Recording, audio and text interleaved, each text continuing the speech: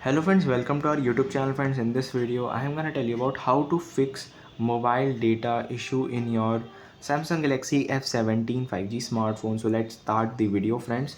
So firstly, if your mobile data is sometimes very slow and sometimes it is automatically turn off problem or any issue you are facing, firstly you can do a flight mode. You can just enable this flight mode for the refresh of this mobile data. If you are having a download issue, the speed is very slow, or sometime your data is not working, and then turn off the flight mode after the 10 seconds.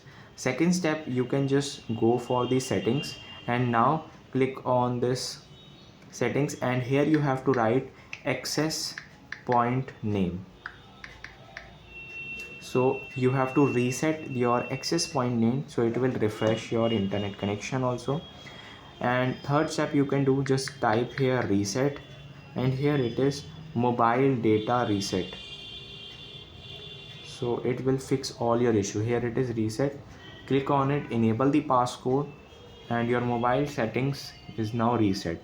I hope you like this video. If you like this video, then subscribe to our YouTube channel for more helpful tips and tricks videos. See you next time.